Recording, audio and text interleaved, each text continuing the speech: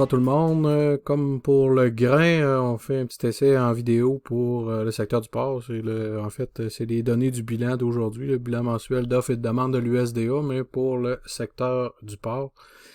Présentement, le marché à terme a des anticipations de fortes hausses de prix. On va voir avec les chiffres qui sont présentés aujourd'hui si l'USDA est d'accord avec ces hausses-là qui sont présentement dans le marché à terme. Commençons avec les productions trimestrielles sur chacun des trimestres. Petite révision à la hausse du trimestre en cours, à la baisse, excusez, pour le trimestre en cours. Ça nous fait une production qui sera légèrement en bas de celle de l'an passé, à 7,36. Par contre, on a révisé à la hausse celle du deuxième trimestre, alors que tout le monde pense que la production va diminuer. Si on regarde le chiffre ici à 6,77 milliards de livres, ça serait une production record pour cette période-là de l'année. Donc, oui, peut-être un ralentissement pour le premier trimestre, mais un fort rebond pour le deuxième. Et ensuite, comme vous pouvez voir, pour la deuxième moitié de l'année, c'est une production qui serait à peu près équivalente à celle de l'an dernier, à quelques milliers de livres près. Si on va voir plus en détail, les chiffres, surtout au niveau de l'exportation, l'USDA, malgré les anticipations d'une demande peut-être plus forte en provenance de la Chine ou des autres marchés asiatiques, laisse sa prévision échanger. En fait, ce sera une légère diminution de 1,5% des exportations pour 2021.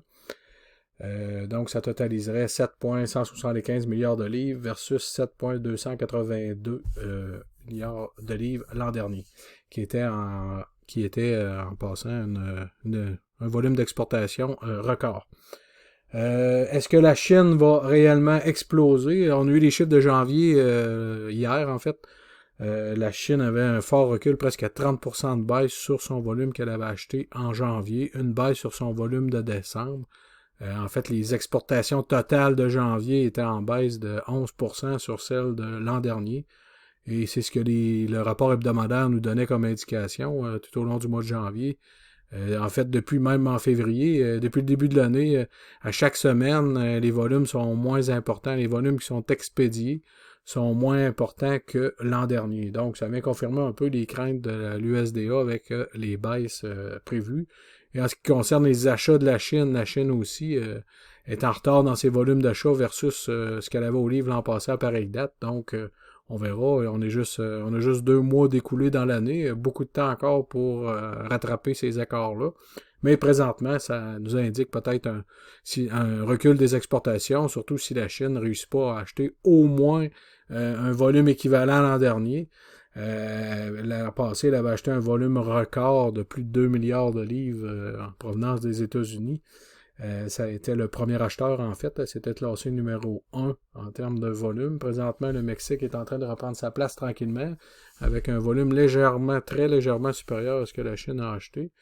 En tout cas, on verra ce que ça va donner en cours de route, mais l'USDA se garde une petite marge de manœuvre, je pense, au niveau des exportations présentement, pour voir des chiffres peut-être plus vigoureux en termes de volume expédié et de vente dans les prochaines semaines ou mois pour revoir ce chiffre-là peut-être à la hausse. Si les anticipations du marché à terme se réalisent, sinon, le marché à terme pourra avoir un peu de difficulté à se maintenir si ces chiffres-là tant attendus d'exportation ne se concrétisent pas. D'autant plus qu'on a vu qu'on avait une augmentation de production. Là, on prévoit une réduction des exportations, donc ça veut dire plus de consommation domestique.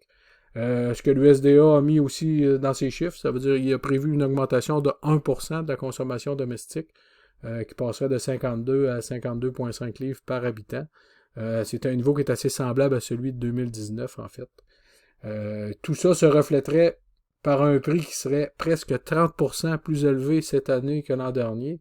On parle ici d'un prix de 56 cents la livre sur une base vif. En comparaison, vous voyez, l'an passé, on était à 43 sous la livre. Et en 2019, on était presque à 48. Donc, ce serait un prix très, très élevé versus les dernières années qu'on a eues. Si on transfère ça, ce 56 sous-là vif en dollars canadiens et en carcasse Québec, en fait, si on fait toutes les conversions, ça nous donnerait un prix de 195 $ du 100 kg. Actuellement, le marché à terme tourne plus autour de 215, même peut-être un peu au-dessus de 215 du 100 kg pour les 12 prochains mois. Il y a quand même un écart, ça laisse un écart de 20$ du 100 kg entre la prévision de prix de l'USDA actuellement et le marché à terme. Donc, le marché à terme a vraiment des idées beaucoup plus optimistes en termes de demande et de production que l'USDA présentement. En fait, le marché à terme mise sur des exportations qui devraient se maintenir au minimum au niveau de l'an passé ou même mieux. Ça veut dire que là, au lieu d'avoir un recul d'1,5, on aurait un chiffre dans le vert, en fait, en termes d'exportation et une réduction de la production.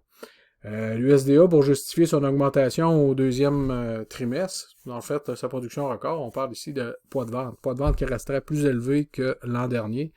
Depuis quelques semaines, l'écart se resserre, mais effectivement, les poids de cette année demeurent au-dessus de ceux de l'an dernier, donc qui crée une croissance de la production entre 1 et 2% de plus que le nombre de têtes abattues, en fait.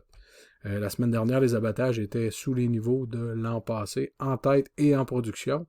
Est-ce que c'est un premier indicateur d'un déclin de la production, qu'on passerait finalement sous la production de l'an passé? On verra avec les chiffres de cette semaine, qu'est-ce que ça nous donne, et éventuellement les prochaines semaines, avant de dire qu'il y a réellement une tendance à la baisse au niveau de la production. Ça complète ce bilan. Il n'y avait pas tellement, c'est un peu comme dans le grain, pas beaucoup de changements. On va sous le thème de la prudence encore pour l'USDA, voir des concrétisations. Donc, marché à terme beaucoup plus agressif dans ses prévisions que l'USDA actuellement, mais l'USDA se garde une petite porte pour des révisions possibles à la hausse ou à la baisse, là, en fonction des fondamentaux réels des facteurs qui se vérifient. Encore une fois, si vous avez des questions, des commentaires, n'hésitez pas, vous pouvez me joindre par téléphone au 418-882-6995 ou par courriel au info@bidagri.com. C'est toujours un plaisir de jaser avec vous. Merci, bonjour.